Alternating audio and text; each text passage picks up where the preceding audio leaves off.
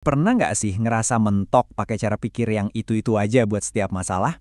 Nah, hari ini kita bakal upgrade cara berpikir kita. Kita akan sama-sama membangun semacam toolkit mental yang isinya itu model-model keren buat bantu kita melihat dunia lebih jernih dan pastinya bikin keputusan yang lebih cerdas. Kutipan dari Charlie Munger ini, wah, kena banget ke inti masalahnya. Sering banget kan kita ngadepin semua situasi, entah itu kerjaan, hubungan, atau masalah pribadi, pakai kacamata yang sama. Kita pakai palu andalan kita terus-terusan, padahal mungkin masalahnya itu butuh obeng atau malah gergaji. Terus gimana dong caranya? Ini bukan soal jadi lebih pintar dalam semalam ya, tapi lebih ke soal punya lebih banyak alat di toolkit kita. Intinya adalah membangun fleksibilitas mental, supaya kita bisa lihat masalah dari berbagai sudut dan milih alat yang paling pas buat situasi yang ada. Solusinya adalah apa yang disebut Munger sebagai jaringan teori mental. Coba bayangin deh, ini tuh kayak sebuah kerangka di mana kita bisa menggantungkan semua pengalaman dan pengetahuan kita. Tanpa kerangka ini, fakta-fakta itu cuma potongan-potongan info yang berserakan. Tapi dengan adanya kerangka ini, semuanya jadi nyambung dan berubah jadi kebijaksanaan yang bisa kita pakai. Jadi, apa sih sebenarnya model mental itu? Anggap aja ini kayak cetak biru yang nunjukin elemen-elemen paling penting dari situasi apapun yang lagi kita hadapi. Atau kayak pakai kacamata khusus yang bisa nyaring semua noise dan cuma nampilin sinyal yang relevan. Ini semacam jalan pintas biar kita lebih cepat paham. Oke, mari kita buka toolkit kita dan lihat alat yang pertama. Model buat nentuin prioritas ini datangnya dari sumber yang nggak disangka-sangka loh. Seorang jenderal bintang 5 yang kemudian jadi presiden. Ini alat yang luar biasa kuat buat ngambil alih kembali kendali atas fokus kita. Nah, ini dia jebakan yang sering banget kita alami. Otak kita itu kayaknya diprogram buat nganggep semuanya darurat dan harus dikerjain sekarang juga. Telepon bunyi, email masuk, semuanya terasa mendesak. Tapi model ini bantu kita misahin mana yang cuma berisik dan mana yang benar-benar bikin kita maju. Kunci dari metode Dwight Eisenhower ini ada di kotak 2x2 yang super simpel ini. Di kiri atas ada yang mendesak dan penting, ini krisis yang harus Anda lakukan sekarang juga. Di kanan atas, yang penting tapi nggak mendesak. Nah, ini dia tujuan jangka panjang yang harus Anda rencanakan. Di bawahnya, kita punya hal-hal yang nggak penting. Kalau mendesak, delegasikan. Kalau nggak mendesak, hilangkan. Simple, tapi dampaknya dalam banget. Biar lebih kebayang, begini cara kerjanya di kehidupan kita. Kotak lakukan itu buat krisis kayak ngerjain tugas akhir atau situasi darurat. Kotak rencanakan, nah disinilah keajaiban terjadi. Di sini kita ngerancang tujuan-tujuan besar kita. Delegasikan, itu buat interupsi atau email-email rutin yang bisa dikerjain orang lain. Dan hilangkan, ya kita semua tahu lah ya ini apa, kebiasaan buang-buang waktu yang nggak nambah nilai apa-apa. Oke, setelah kita ngatur apa yang harus dikerjain, sekarang kita lihat gimana pikiran kita melakukannya. Ternyata ada dua sistem operasi berbeda yang jalan di otak kita setiap saat. Dan ngerti soal ini tuh kunci banget buat menghindari salah ambil keputusan. Psikolog Daniel Kahneman malah yang memperkenalkan konsep ini.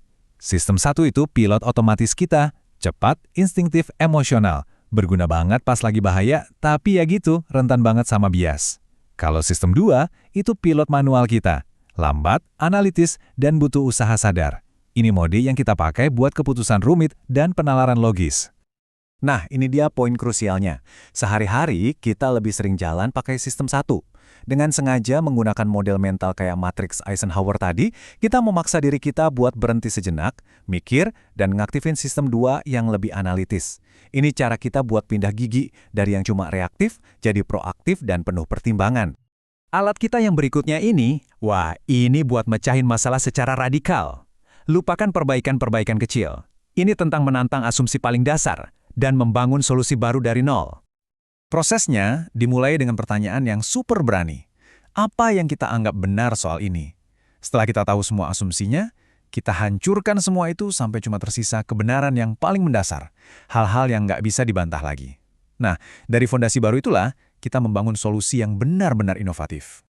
Contoh paling keren? Jelas, Elon Musk dan SpaceX. Waktu mau bikin roket, semua orang bilang harganya $65 juta. Itu asumsinya. Tapi Musk bertanya, sebenarnya roket itu terbuat dari apa sih?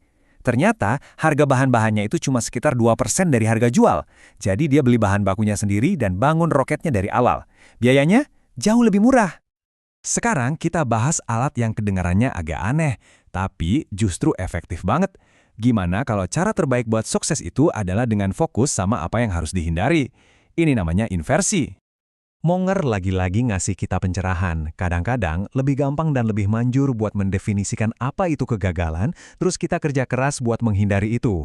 Daripada ngejar jadi super jenius, mendingan fokus aja gimana caranya biar nggak jadi bodoh secara konsisten. Itu strategi yang lebih bisa diandalkan. Prosesnya itu dengan membalik pertanyaannya. Daripada nanya, gimana caranya sukses? Kita mulai dengan, kegagalan total itu kayak gimana ya bentuknya? Definisikan dengan jelas hasil terburuk yang pengen kita hindari. Kalau itu udah jelas, langkah kedua jadi gampang. Ya udah, bangun sistem supaya kita bisa menjauh dari kegagalan itu. Oke, mari kita rangkum semuanya dengan satu model mental terakhir yang super powerful. Model ini bantu kita fokusin usaha kita di tempat yang paling penting, biar dampaknya maksimal. Ini soal kerja lebih cerdas, bukan cuma lebih keras. Aturan 80-20 atau prinsip Pareto. Ini salah satu ide paling kuat dan seringkali kita abaikan tentang cara dunia bekerja. Sekali Anda ngeh soal ini, Anda bakal lihat polanya di mana-mana. Intinya, input dan output itu nggak pernah seimbang. Sebagian kecil penyebab atau usaha biasanya akan menghasilkan sebagian besar hasilnya. Contohnya, 20% pelanggan Anda mungkin ngasih 80% dari pendapatan. Atau, 20% dari latihan olahraga Anda ngasih 80% manfaat kesehatannya. Ketidakseimbangannya itu drastis banget. Coba bayangin, cuma secuil usaha Anda, cuma 20%, tapi itu yang tanggung jawab atas hampir semua hasil yang Anda dapat. Tugas Anda adalah menemukan 20% yang vital itu, dan fokusin energi Anda di sana, bukannya disebar rata ke semua hal. Jadi, sebagai penutup, mari kita terapkan model terakhir kita ke semua yang barusan kita pelajari. Dari semua alat yang udah kita bahas, kira-kira 20% mana yang bakal ngasih Anda 80% kebijaksanaan? Anda nggak perlu menguasai semuanya kok. Coba deh identifikasi satu atau dua yang paling kena buat Anda dan mulailah membangun toolkit mental Anda dari sana.